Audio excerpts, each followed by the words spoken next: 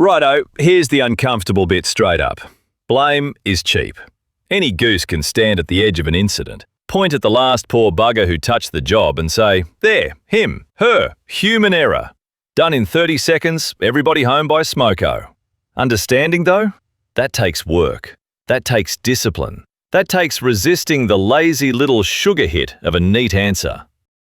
And this is where plenty of investigations go rotten. Not bad on purpose, mind you, just shallow. They stop at the visible act. Driver ran the light. Worker skipped the step. Operator didn't isolate. Labourer stood in the wrong spot. All action, no context. It's like walking into a pub after a punch-up and deciding the whole story is bloke through fist. Yeah, technically true. Also, completely useless if you want to stop the next one. ICAM exists precisely because incidents are not just a collection of naughty little choices made by naughty little people. Reason's whole organisational accident thinking, and the way ICAM grew out of it, is dead clear on this. What happens at the sharp end is usually shaped by stuff sitting behind it. Latent conditions, system pressures, missing defences, design choices, procedures that don't fit the job, supervision that's stretched thin, communication that fell in a heap, culture that quietly says, just get it done, mate. Now, I'm not saying actions don't matter. Of course they matter. Individual and team actions sit right there in ICAM. Errors and violations are real. Slips, lapses, mistakes, violations. All that gear matters. But if your investigation ends at the action, you've diagnosed the smoke and ignored the fire. Take a simple example. Someone doesn't complete a risk assessment. Easy to write that up as non-compliance. Tick the box. But hang on. What made that likely? Was the task changed on the fly? Was it normal for crews to skip it after pre-start? Did supervision tolerate it? Was the procedure clunky? Were people under time pressure? Had they been trained in when a fresh assessment was actually required? Same action, very different story. That's the bit investigators often miss. Actions sit inside a context. People don't work in a vacuum. They work inside systems. With the information they had, the equipment they had, the conditions they had, the instructions they had, and the pressures they were under that day, or that month, or for the last bloody 5 years. And if you want to gather decent data, you've got to keep that mindset from the start. Safety-wise bangs on about this for a reason. Gather first, analyze later. Don't turn up with a conclusion in your back pocket. Don't treat witness interviews like a confession hut. We're gathering information, not diagnosing. We're trying to understand what happened, not auditioning for Judge Judy, Sight Edition. So when you see an act, the missed isolation, the speeding, the shortcut, the failure to stop, don't ask only who did it. Ask what was around it.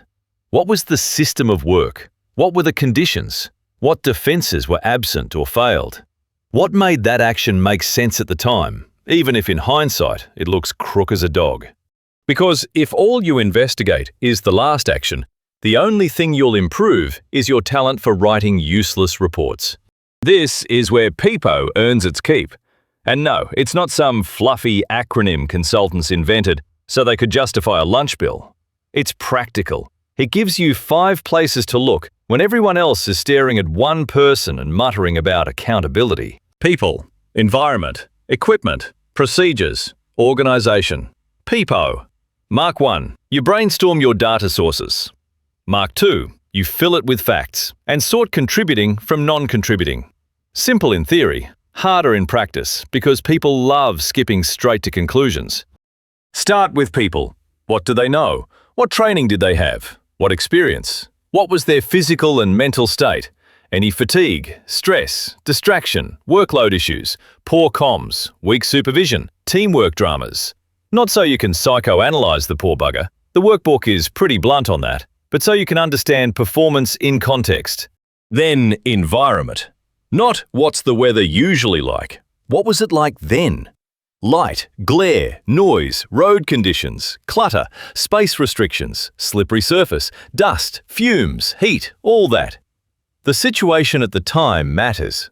We've got examples right through the material. Wet roads, poor light, difficult layouts, unexpected work areas. A so-called error can start looking pretty understandable once the environment stops being invisible. Equipment next.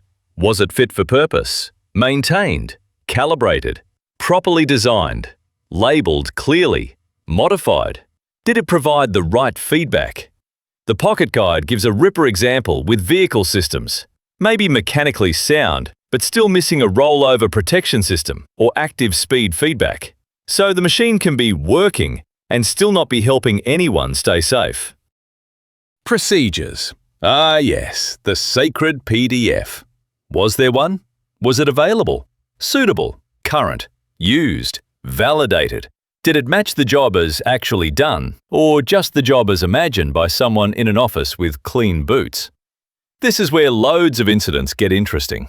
Missing procedure, vague procedure, verbal scope only, no fresh risk assessment when the work changed, permit that didn't cover the real task. All very common, all very fixable if you're honest about it. And then organisation. This is the one people dodge because it gets politically spicy. Planning, resourcing, contractor management, training programs, communication systems, risk management, maintenance management, management of change, organisational learning, culture, all the stuff that quietly shapes what normal work looks like. Look at the examples in the material. Cable misidentification? Easy to blame the workers, but lay out the conditions and suddenly it makes ugly sense. Verbal scope, no formal testing in scope, no cable labels, on-the-fly changes, time pressure, weak QA, tight contract timing, poor communication. A single error starts looking less like a random brain fade and more like the predictable output of a messy system. Same with that grader near miss in the governance workbook. You could write, operator reversed near workers. Sure, but around that act, you had no fresh risk assessment, no spotter, poor communication, unclear work scope, weak supervision, workers in unsafe proximity, practices being ignored and tolerated. Once you map the conditions, the behaviour stops looking mysterious.